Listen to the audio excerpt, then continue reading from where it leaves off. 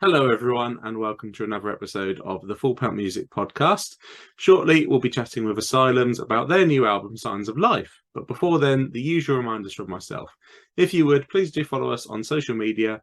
We're on Facebook at Full Pelt and on Twitter and Instagram at Full Pelt Music. And if you would, please do hit that like button, hit that subscribe button, wherever you're watching or listening. Well, welcome, Luke from Asylums, to the Full Pelt Music Podcast. Absolutely delighted to have you here. How are you doing on this fine day?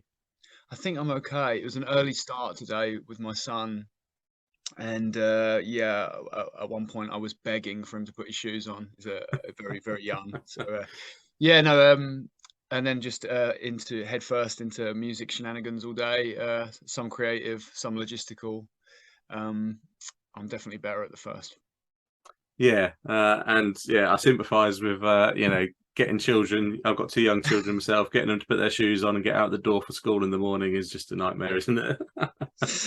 I'm yet to find the correct strategy. I don't think there is one. So obviously, in general, it's an exciting time for yourself and obviously your bandmates. Asylum are literally about to put out your fourth album within the next week or so.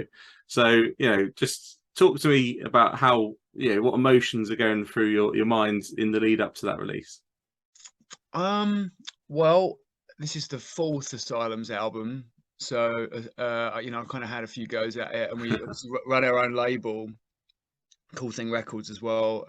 Me and my good friend Mike, and who also plays in the band, and I believe that you interviewed for his project Bait, in which I play bass and he sings. So kind of, and obviously Haley works at the label, and all of the people that we're working with in the team who are wonderful, and I love all of them. So I feel supported. We had a band practice last night, which was fun, and I still haven't got over the sort of like immense gratitude to even just be able to do that. And I probably never will because it has been so difficult over the last few years to even do that. So I'm feeling happy. I am a sensitive soul, so I have good days and bad days with it. And today's a good day, and we're just ploughing on. Reviews are coming in. I read a nice one last night, which was 9 out of 10. When I couldn't sleep, got out of bed, went downstairs, had a glass of milk, stared at the wall for a bit, turned my phone back on, which is always a bad move when you can't sleep. But yeah, there's a nice review came in, and I always appreciate it when a writer takes the time to give anything that we've done. Just their opinions, good or bad. So, it was a good one though. So that felt good. Yeah, no, the good ones always are going to feel better than the bad ones, aren't they? For sure. But I think I've already written the bad ones in my head. Yeah, and that's it. And a lot of musicians I talk to do exactly the same thing. Obviously, the album is almost with us. It's called Signs of Life. It's as you say, the fourth album from the band Asylums. What should listeners, that are familiar with the band and your previous work, what should they expect from this release? Do you know what? I never know what anyone will make about music, but from a personal perspective, the first one probably has a special place in most people that like the band's hearts, because for a lot of people, it's how they came to know us, and it was a very sort of focused, almost like Never Mind the Bollocks type record, which was sort of intentionally one-dimensional and quite toxic looking, and all those things. And that's what we wanted it to be. And then we didn't want to just like do a carbon copy of that on the second record, so we purposely took the decision to really like experiment. And we kind of were like, it doesn't matter if it doesn't work, because the world probably won't miss us that much if it doesn't work. So we kind of made a kind of science fiction infused space rock record for our second record, which some people prefer, but a lot of people probably were like, what? But we that record sort of started a process that got us to the one we're on now, where we were able to like bring in some slower songs, some more experimental types of songs, and gave us a little bit of confidence that we could broaden out musically, because we all like a lot of really different music. And then with the third record, we kind of like wanted, because we recorded with Steve Albini on the third record, who we like love, you know, his body of work, both as an artist and as a you know, a kind of recording engineer, and just a general presence in music. So that was kind of like an opportunity to like strip it down to like the bare bones of what the band is, you know, when we play together in a room. And we've always been quite fortunate with the band that we have good chemistry in that regard. So it was nice to sort of capture some of that with a big room, and you know, be able to play at the same time as one another, and it was done very quickly. And so we didn't want to repeat that. So given the circumstances, you know, we were in the pandemic when we were promoting that record, and so I know personally my mind was drifting towards bands that I love that had periods where they didn't play live and made records. You know, like the most obvious first thing that came into my mind was like Automatic for the People and like Out of Time by REM.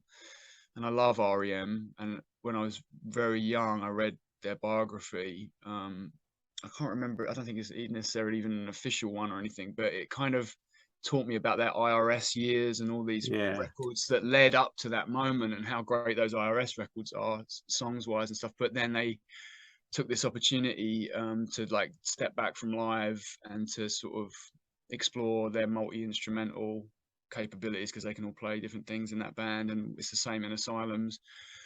So it kind of, the seed was there to maybe try and make a studio record. One, because of the circumstances, but two, because we wanted to, and maybe bring in, you know, Henry can write strings, you know, and you know, I play piano and drums too. You know, not that I play drums in the record, but you know, we were all. Mike plays guitar, Jazz can play keyboard, and we were just keen to see what we could do by broadening our sort of musical parameters as a unit. And then so I spoke to Dave Ringer, who is a good friend of ours, all of ours, and we've known him for many years, about maybe doing something at Rockfield where we could still be in the same room and record together, but we would have the, you know, ability to use some of their equipment, first and foremost, some of his equipment, because none of us are blessed with a great deal of funds in that regard. I mean, if you want to lose money, start a record label. But that, in all seriousness, though, we needed his help to be able to, find suitable string quartet to play, and he has a good relationship with not only us but with Rockfield too. And so we, little by little, we were able to put together like a scenario to execute what we were hoping to do, which was just that more studio-based record with broader musical parameters, and the lyrical sentiment of the album came later. Yeah, and I mean, firstly, I completely echo the love for REM. Just an incredible band all round, and Michael Stipe's autobiography is still one of the best reads, from a musical, icon sort of autobiography point of view that I've ever read. And working with Dave Ringer at Rockfield Studios, and obviously, the artists that he's worked with before. I mean, the two that I know him for are Manic Street Preachers and Idlewild. Again, two absolutely fantastic bands. And all of these bands that we mentioned, bands that have really added new dimensions to their sound as they've progressed. And I think that's something that I've identified with Signs of Life, for yourselves as well. And obviously, it's interesting to hear you instantly mention the strings and everything, and adding that to the sound. So our review will be coming out very soon, and it's a really, really positive one. Hopefully you'll find it as well.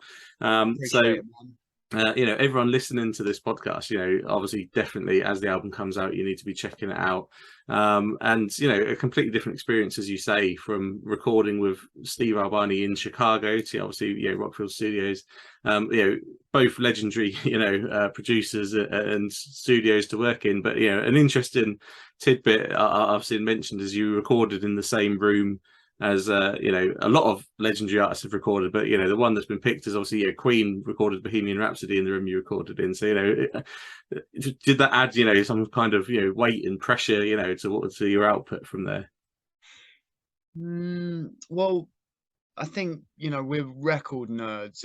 That's the number one thing about this band, and I think being in a band is just a result of being music nerds. Yeah. For us, you probably can tell. I don't think if you were trying to select a rock star from a lineup, I don't think I'd get picked. I'm not sure anyone. Maybe Jazz might, because he's super cool on stage and stuff, and maybe might, but certainly not me. So we kind of always try to put experiences in the life of the band that will be enjoyable as a music fan. So it is cool to think that it had so much history in that room, but more so on a fan level than anything that would be affecting the artistic nature of what we were doing. Because when we're doing that, we're quite an efficient band. Like everything is quite, sort of planned. And a lot of that has to do with like our budgetary restraints. We don't like to muck about. We like to experiment, but we don't like to muck about and waste time, because we simply can't afford to. Because we run our own record company out of choice, we do things that way so that we can participate in music in a way that accommodates our personal situations and stuff. And we don't want to tour extensively, but we like playing live. It's a very difficult thing to explain. There's absolutely no negative connotations about touring for other people, when we kind of just look at it as a thing. But for us as individual people, it's just not quite the right fit for us to spend a lot of time away from home. There's family reasons, but there's also kind of like, we like to maintain good mental health and friendship in the ranks, which, when you're living in a pressure cooker, with no sleep and just rolling around, it can be difficult. And we've all done it, but like our intentions have just like, mutated through the years. And I think like it starts with friendship. The second thing is we want to really make a great body of work as a band, and we really enjoy spending time with each other. And so when we were at Rockfield, because of the pandemic, it was, I would say like it was something that kept us going. And we never quite knew, even up to the week before, if it would be possible, because things would change, the situation with lockdowns and things. And, we just hoped and kept planning and chugging away, preparing, and we got to do it. And when we got there, I certainly didn't walk through the door thinking I was the next Freddie Mercury. It was quite a quiet, quite a gentle regrouping for us all. Felt like a real tonic after being in the house for so long, to just be in the countryside. It's quiet there, there were cows walking around, and we were having breakfast together. And I think consciously or unconsciously, that's what I wanted to do. I wanted to do it at that location because I thought it would be, firstly, a contrast to going to Chicago. It would probably produce a different outcome from that environment, and they're contrasting environments, and they're intentionally contrasting records in terms of like the intrinsic nature of the songs and stuff. So all in all, that was really the kind of design for it, and the reasoning for it. And it really just was one of the most joyous and beautiful experiences that I think any of us have had, just as friends and as musical collaborators, and just the scenery as well. And beautiful. That was, the cows were impressive as any rock and roll history. No, exactly. It is a beautiful place, and you think of the artists, the various cows over the years I've seen come in and out of there. It's incredible history. They deserve their own documentary. They definitely should. Justice for the cows. We need that documentary out in it. So, obviously, it's been a tough few years, as you say, with the pandemic and everything. And obviously, a lot of bands that I've spoken to were in the same situation as yourselves, where you've ended up having to put out an album during those difficult years. And the relief of getting to do this and record and put it out is clear to see with you. general sort of conversation piece with a lot of artists I have is about the impact of not being able to tour the records, and obviously not be able to properly obviously advertise it and get out there through that. Promote it is the word I'm looking for. Get out and promote the album on the road. But as you say, Asylums in recent years in particular, obviously play live shows and you get out and about and put on some great shows. But obviously, as you say, touring isn't necessarily built into the routine. And you do seem to have actually a note in it in my research for the podcast. You've actually managed to so far release a new album every 2 years, pretty much to schedule. But what was it like when the pandemic hit and obviously you knew this album was coming out and everything, not to make us relive the terrible times for too long, but of course how did it feel for you? And obviously I'm guessing, as you sort of touched on, it was just a cleansing exercise almost to put Signs of Life together and get that out. So I wouldn't try and explain it from any of the other guys' perspective, because they'll have their own personal thoughts, I guess, about what it was like for them. But for me, it was kind of there was two things really. I became a father 3 months before lockdown, and it's the greatest thing that's ever happened to me. Like you'll know, being a father, it's a transition, isn't it? That you go on, which is very gradual. Well, it was for me. I can't say that it's like that for everyone. Maybe it isn't. But for me, it was like a gradual transition from one part of my life into another part of my life. And then obviously lockdown created a kind of strange new scenario where I couldn't see my family, like so many people, and so it became, I guess what I'm saying is, it became insular. There was this ray of hope and optimism around me, which was radiating from my son, which I'm supremely grateful to the universe for, and I know my other half is. But I write songs every day. I always have, and I work on music with Mike for his project, and I do film soundtracks and what have you, and I'm about to work on another film soundtrack a couple of weeks off the album is released. But the picture I'm trying to paint is that I just need to be creative. It's just like my dad's a painter, and it's just in the blood, and that's what I did.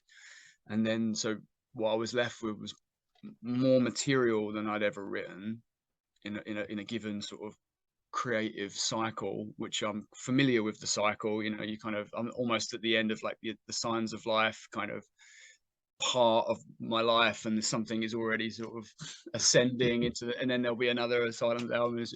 So I just had a lot more material, and I made a couple of choices which maybe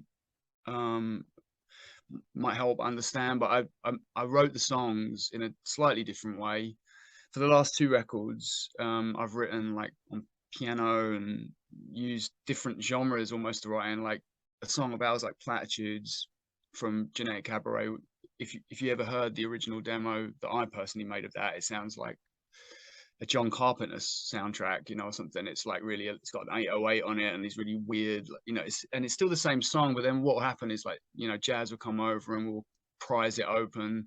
Sometimes Mike will come over first, but normally Jazz. And then when we've knocked it into shape, I'll re-demo it, and then we'll send it to Henry and Mike, and then they'll personalize it. And so there's a bit of a like factory line. I'm not saying we'll do that next time. I think our intention is to maybe integrate even more, between all of us, because of what we've learned on this record. But on Signs of Life, a good friend of mine sent me an acoustic guitar by courier.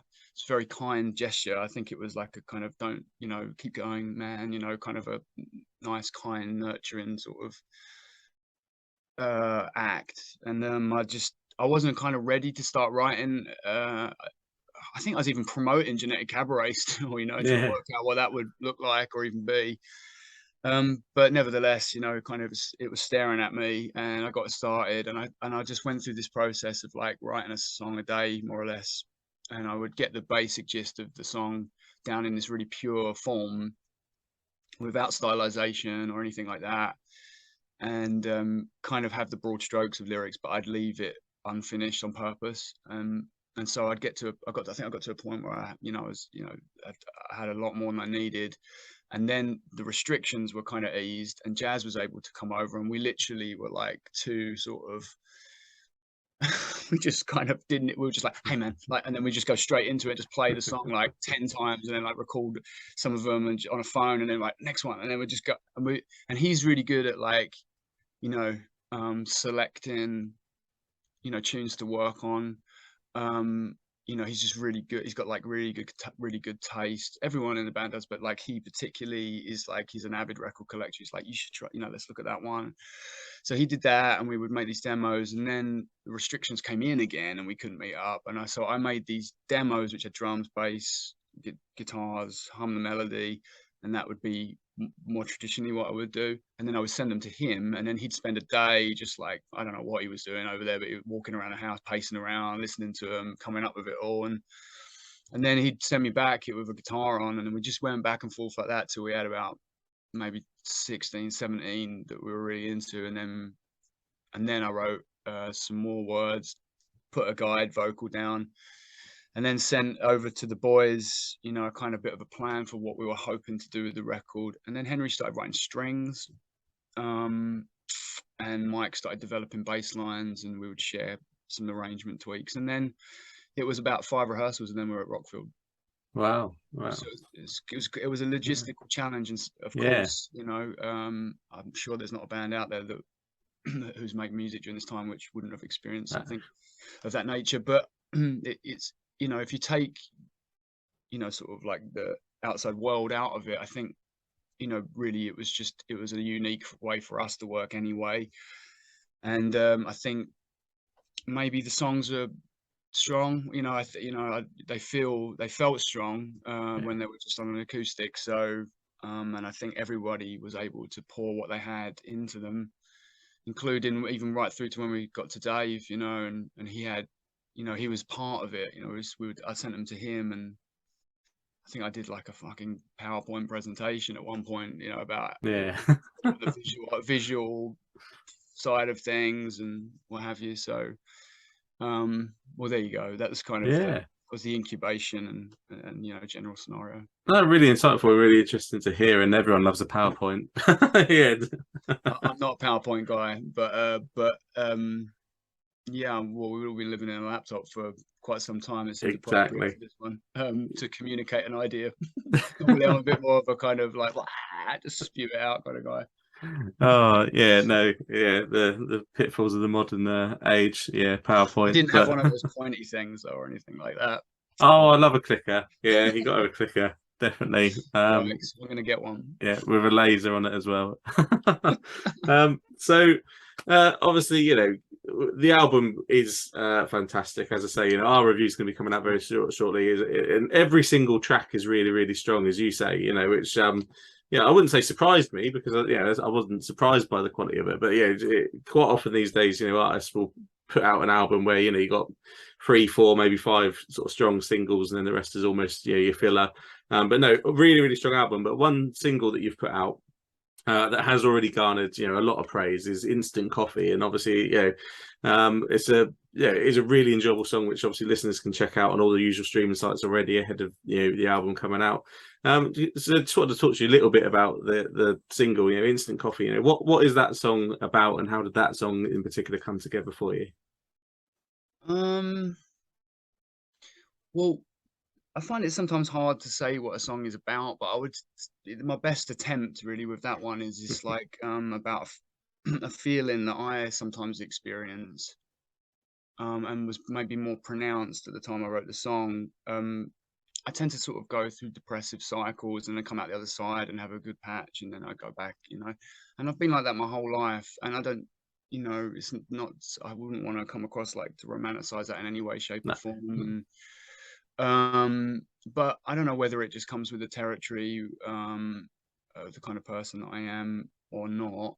In fact, I have no idea. But because I probably have sleep deprivation through being a new father. Yeah. And the general state of affairs, worldwide was pretty unusual, to say the least, and scary. I got into a bit of a kind of existential, what should I be doing, kind of a headspace, and who on earth am I? When all these things that make up my personality and psyche and identity, and are not with me, in the same way that they have. And I just started sort of just, it just started leaking out into songs, and it just leaked out into that one. And I genuinely do drink a lot of instant coffee because everything with me, food and drink wise, is last minute, because I'm always trying to do two things at once or something, and I need to probably get better at that, as a person. So, the first thing I do in the morning is just like stare into just empty it. I don't even know spoon, just empty it in and just fill it up. And and so that kind of visualization of just that daily routine of just looking at that dark bottom of the cup, and then just kind of thinking like, what should I be doing with my life, and am I going to be able to find a route through all this with music? And then I was sort of walking to the job I had at the time, when we were able to, and I was sort of humming this melody in wastelands where we just earn a living and couldn't see anyone on the streets, and thinking back through my life and my choices, and and so it was kind of coming. And then there was a lot of people around me that I love were struggling, and there's some of that in the chorus. And I'm an empath, I think, as a person, so I was feeling bad for them. So all of this is not massively uplifting for me to tell you. I do realize that, but it's not really coming from that place of trying to trying to paint a picture trying to paint a morbid picture. It's more like trying to share a feeling of feeling very removed from things, and a sort of low presence of sadness and insecurity through art, to try and see if people can relate and feel some comfort that they're not on their own with it, was my intention. Oh, and you got that intention right there. You achieved it, because you've just used the very word that was on the tip of my tongue. It's relatable. We've all experienced a lot of those kind of emotions over the last couple of years, in particular. And obviously, when there's a listener, you can connect in that way to a song. Obviously, it's instantly gonna just hold more with you. And I think possibly that's a big reason why it's as well as just being a really good song. Obviously people are relating to it, and it's obviously indicative of the qualities of the album as a whole, as far as enjoyability of the music, even if we take the themes and whatnot out of it, as quite in a way sort of I could enjoy it musically as well, yeah. I think when like Henry wrote such a great string arrangement, and like I said, I didn't put the words on it until we had finished at Rockfield. I purposely didn't want to lock them in. And so I wanted it to, when we were making it, it could go either way, if you know what I mean. Because I don't think it sounds particularly sad, the song. As music, it's that comes from like that kind of, obviously there's a melancholy in there, but there's a lot of major chords and stuff in it, kind of and I think it's just that dichotomy really of like something that's quite up and quite has a euphoria to it, but there's a sadness in there too. And it reminds me of one of the early influences for the record, which kind of, you mentioned the Manics, we were thinking of Everything Must Go at points, because Design for Life's a great example. It's got this euphoric up kind of triumphantness to it, but there's all this great sort of commentary about difficult periods in Wales, and it's beautifully done. And and I think the same producer as that record also made Yes by McCalman and Butler, and we weren't listening to a lot of 90s music, to be honest, even though there's a lot probably comes through the band sometimes, just given I guess we're a 4-piece rock band at heart with a kind of twist somewhere in there, but but yeah, we were certainly looking at for examples of like, we didn't want to make a morbid record. We wanted to make a record which we hoped sincerely by the time it would come out would, you know, be quite sort of would hopefully come out during a period of a better period, you know, for everybody. And you know, we would always joke, oh, I hope we get to, you know, play this at Glastonbury, you know. And you know, we did, you know, Yeah. Again, you know, it was a different Yeah. Glastonbury experience to, you know, it was the one where we all were coming back from this thing, and I got COVID at Glastonbury, Really? so did Mike, you know, and Oh. it's sort of like we come over with COVID, and so, you know, it's all in the mix, you know. But you know, definitely right early doors, I had a picture of like, you know, I always work from visual stimuli I'm in my studio now, you know, and I always have kind of like, just to remind me, you know, my dad's a painter. I come from that thing of him having reference material glued up all around, like, you know, you know, I used to have this tiny room he'd work in this bungalow we would live in, and like, you know, it'd just be like reference material everywhere, you know.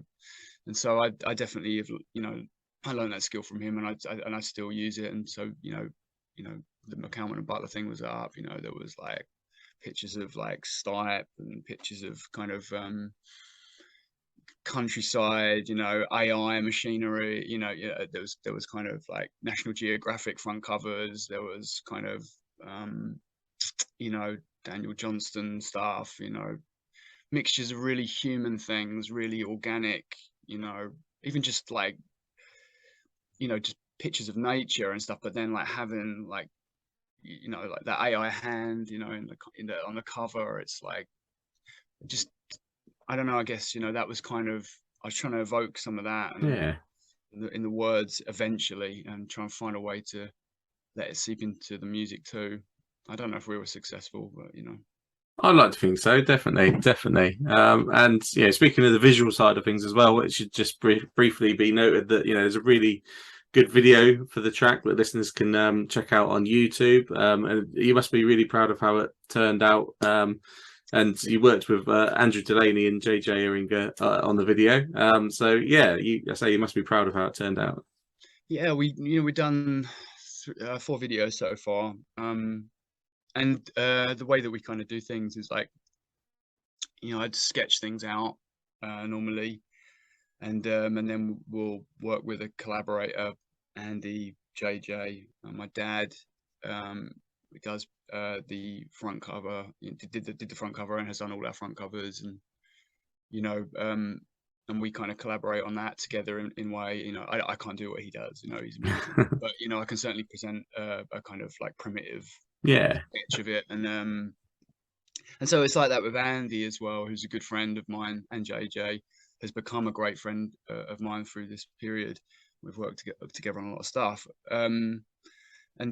Yeah, I would consider Andy to be one of my best friends now. And you know, he's a joy to work with. He comes from, you know, he made like Lauryn Hills do up that thing, and you know, I don't quite know how our paths crossed in life. It's quite peculiar sometimes how this thing, but we had a lot of stuff in common, you know, just personal stuff, and just we're basically like glorified art students at the end of the day, you know, that just love the research period and incubation of ideas, and share that, you know, through the work we've done with the band. So it's a massive part of it, you know, for us, you know, being the son of a kind of, you know, a painter, and you know, and you know, I think, you know, everything from comic book culture through to, you know, kind of, you know, regular visits to the Tate and the Tate Modern as a kid, and collecting visual art my whole life. It's been a joy, and continues to be a joy, to sort of try to crowbar in as many strange references into Asylums Asylums campaigns as humanly possible, you know, some of which may not you know, land, and some will, you know, but nevertheless, you know, kind of, it's fun. And ultimately, that's what it's all about, isn't it? You know, you're doing this because it's what you're passionate about, and you know, hopefully, it's fun. And yeah, speaking of fun, obviously, you know, you've got the album coming out. You've got some album release shows that you're going to be playing around that as well. London, yeah. Bournemouth, Southampton, Portsmouth. You know, obviously, what should drive people to go and attend them? What should they expect from those album release shows? Very difficult to quantify, but well, we opted to do like a headline set at Rough Trade East because we could make it a free show. Plus we love Rough Trade East and regularly shop there, and just they've been very supportive on the record, the Rough Trade team, and we're grateful for that because we're big, as I say, big fans, not only the shop but just their whole history and stuff. So yeah, we wanted to put something on where, like, under such difficult circumstances for everybody, including us, we didn't want to be like, please come to our show and spend X amount of money and stuff. And so if people can't afford to buy the record, they can come and see us and they can stream it. If they can't afford to stream it, we've made all of that catalog available for free to download on our Music Glue website. So you can at least, if you're interested in the band, you can get all that for free, even if you don't have a streaming subscription. And so what can you expect? I mean, just like normal with us, really, just sort of four complete misfits, just sort of looking partially nervous and partially excited, just doing random body movements and trying to cling on to the melody and musical parts for dear life, and just try not to say anything too stupid and try not to break anything, really, and that's normally Asylums live, and we just give it everything, man, and always have on stage. And there's such long periods between playing sometimes that, the battery is not only full, it's kind of leaking all over the place. So someone needs to just urgently put it in a appliance and turn it on. So that's what will happen. And then the ones after that are kind of smaller stores, but equally as beautiful.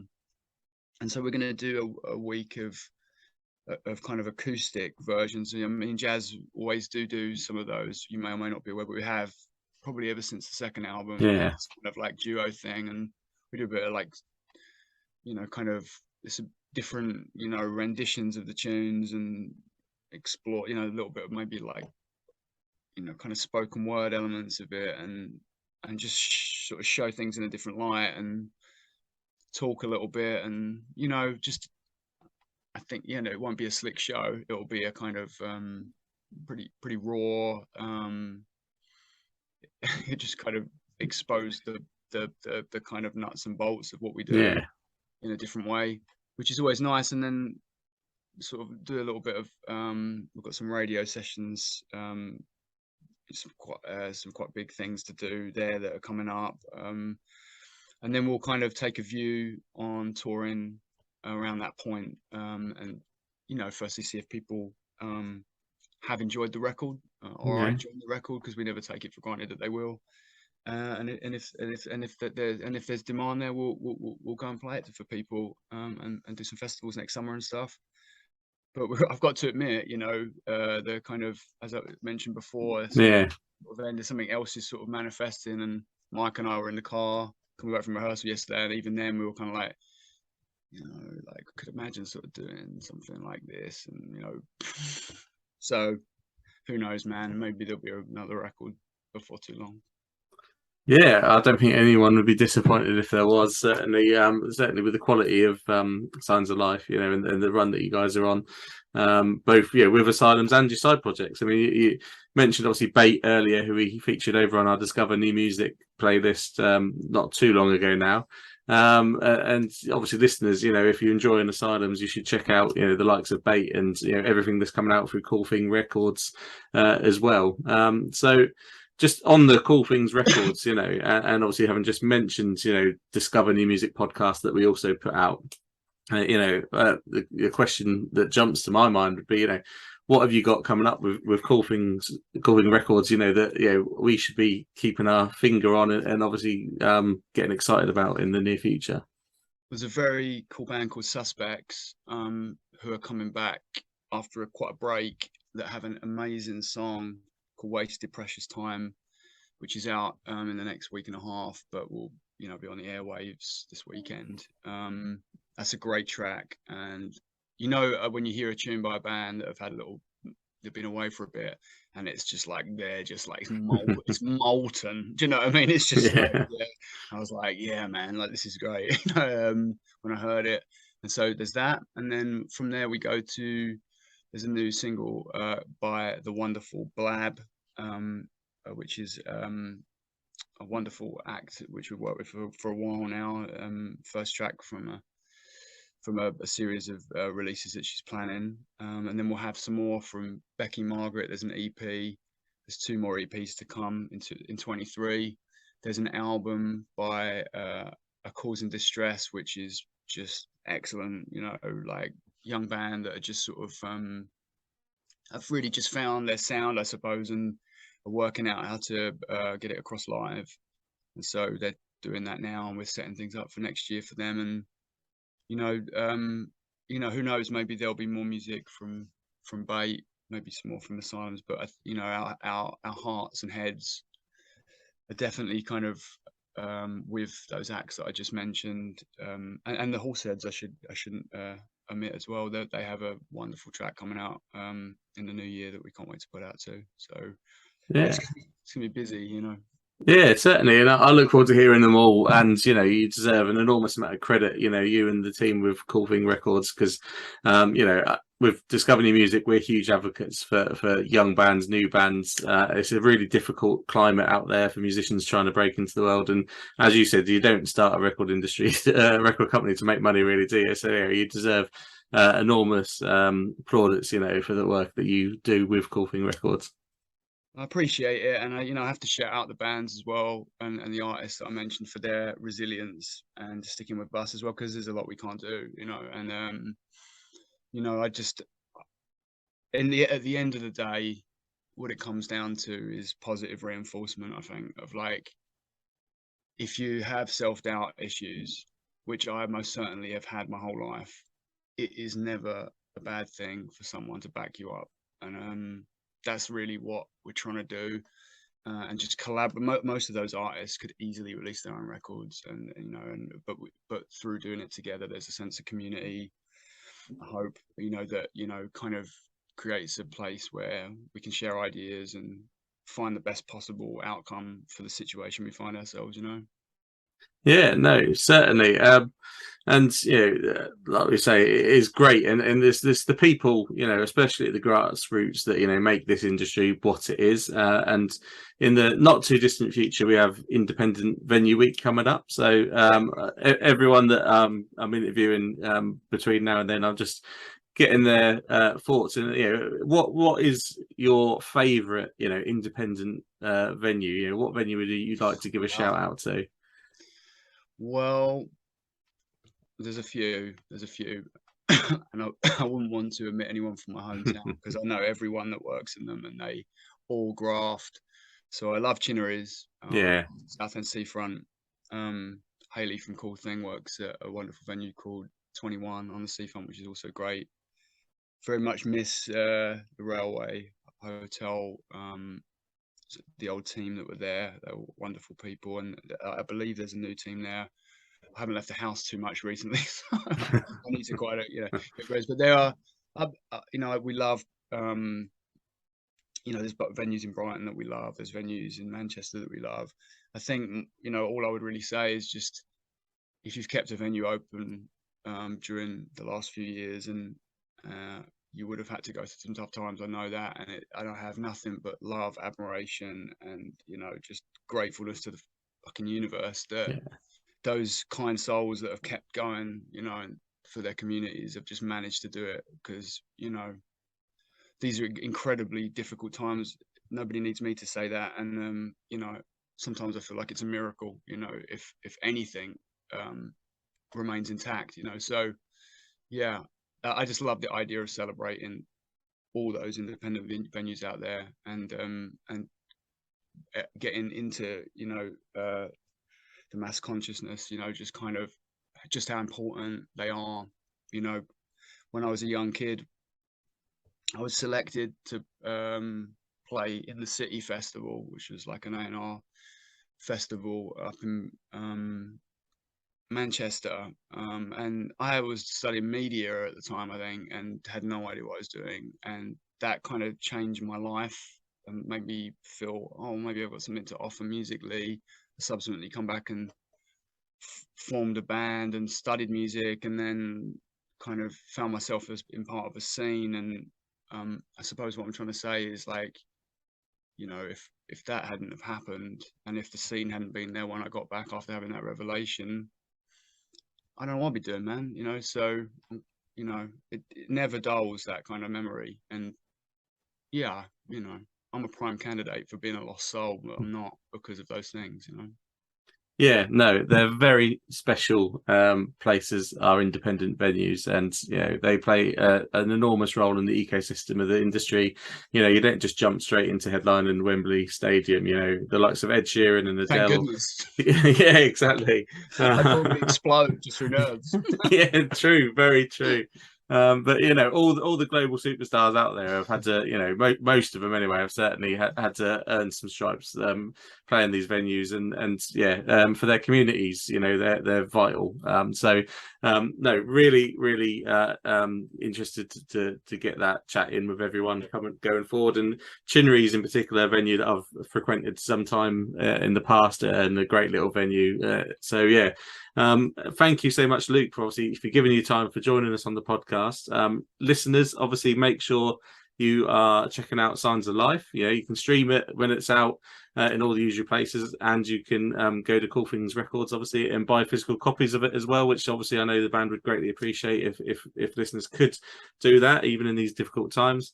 Obviously, the way that we all stay in touch these days is social media, and I like to finish off by reading out the handles. You know, people that have enjoyed this podcast and aren't following Asylums, you need to get onto Instagram and Facebook at Asylums UK, and on Twitter Asylums Band. And of course, yeah, there you'll be able to stay in touch with everything coming up from the bands, including any potential live shows. So yeah, excellent. Thank you again, Luke, for joining us. What would be your final message for the listeners today? Peace and love. And I think there's no better final message than that. So, no, thank you very much, Luke. Take it easy, brother, and thanks so much. Appreciate it. Well, thank you everyone for listening. I really do hope you enjoyed that chat there with Asylums. Be sure to check out their new album, Signs of Life, and of course, follow the band on social media. You can also follow Full Pelt on social media. We're on Facebook at Full Pelt, and on Twitter and Instagram at Full Pelt Music. And if you would, finally, please do hit that like button, hit that subscribe button, wherever you're watching or listening. And we'll be back very soon for another episode of the Full Pelt Music Podcast.